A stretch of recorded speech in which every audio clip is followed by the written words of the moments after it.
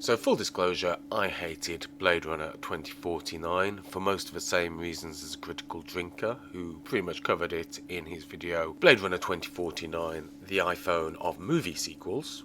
Very good. If you haven't seen it, I recommend going and watching it, especially if you didn't enjoy Blade Runner 2049. Obviously, if you did, maybe stay away from it. However, in my opinion, he did miss one major error, which is quite significant, and that is that Rachael, a replicant who can replicate, makes no sense. To that I mean, there is no business reason for the Tyrell Corporation to make such a model. Their business plan is to sell replicants. They can make a lot more money selling infertile replicants than fertile ones, because the minute you put fertile ones out there, you can make your own replicants without buying them from Tyrell. Tyrell has effectively created a monopoly in replicants. What's more, it's a monopoly the Tyrell Corporation is manipulating. Now, if someone's still in doubt, let's look at the briefing Captain Bryant gives Deckard on the escaped replicants, specifically the part after they've reviewed the files of all the replicants. Captain Bryant tells Deckard,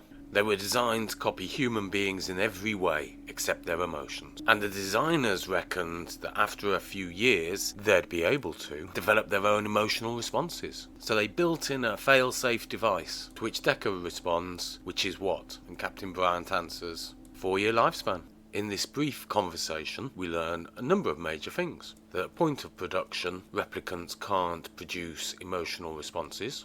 That the Tyrell Corporation believes that replicants can become defective over a certain period of time, presumably the 4-year mark, and for that reason they built in a fail-safe device of a 4-year lifespan. It also means that Tyrell Corporation can produce replicants with longer lifespans. Now, isn't that just lovely for the Tyrell Corporation? Their defective products have to be limited to a 4-year working life as a bug fix. I'm sure there's many people at the Tyrell Corporation who are livid about this. They wanted to change the universe by flooding it with cheap labour, with replicant units that can live for 100 years, but no, we're having to be limited to 4 years.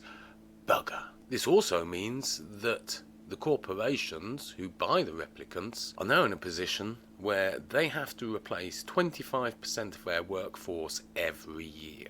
Utter disaster. I'm sure the Tyrell Corporation just banging their head against whatever inanimate object they can find. Probably not a replicant because they're in high demand, which is evidenced by the advertising campaign the corporations are having to put out to recruit labour from the human population, with such slogans as "A new life awaits you on the off-world colonies. The chance to begin again in a golden land of opportunity and adventure."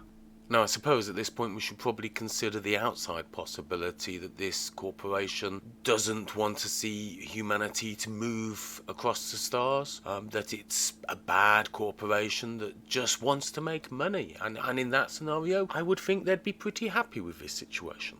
Sure, the other industries and corporations would be hampered in their development, but as they're not shareholders of those corporations, then why do they care? What would be of great concern to them, though, would be if their lead designer decided, hey, let's make a replicant that can self-replicate. That is going to undermine their business model. Now, assuming that approval has to be given by the board for any experiments to be done, one would presume that the board would want, first of all, trials on an animal replicant to see how that worked, and because it would probably be cheaper to do. But more importantly, if there is an issue, be it defect that affects the brand, it won't affect the brand of the Nexus series. Or more importantly, if it escapes, it's not an immediate threat to their balance sheets, because the need for a replicant dog, pony, is limited and it doesn't really affect their main markets. But if Rachael is a fertile replicant in Blade Runner, then the response of the Tyrell Corporation when she escapes is totally incorrect. They simply report it to the police so a Blade Runner will kill her. This is a unit that can effectively end the Tyrell Corporation. I'm pretty sure the board would sanction much more significant action. First of all, I'm not sure they'd even get the incompetent police involved. At the very least, I would expect for a mercenary hit squad to be turning up at Decker's place and for Rachael to be dead. But I can't even rule out the slightly more extreme but equally as acceptable to the Tyrell Corporation of taking off and nuking the site from orbit, because that's how much of a threat her existence is outside of the Tyrell Corporation. It threatens their profits, it threatens their power, it threatens the very building they're in. So Rachael being fertile literally makes no sense. No one's approving that. If she escapes, nuking the area is a viable answer. Anything to stop her from becoming an Eve to a new species. Now, some of you are probably pointing out that, well, actually, the board must have approved a human experiment in the fact that Rachael herself is an experiment, and you're right. But that doesn't mean they haven't done trials on animal species before, and also, Rachael is more than just an experiment. She's another bug fix. They're still trying to fix the problem of their compliance. They're adding memories to Rachael in order to try and control her better. And so this is something that doesn't threaten the company at all, but more importantly is actually beneficial in the fact they'll have better quality product at the end of it. But like I say, this is only if the Tyrell Corporation is one of those money-grabbing corporations, and it could well be that it's a fluffy nice corporation that wants to help humanity to develop, in which case, guess her having a room makes sense? Probably not, but you choose. And I've been the Rubber Von Ducker. Be seeing you.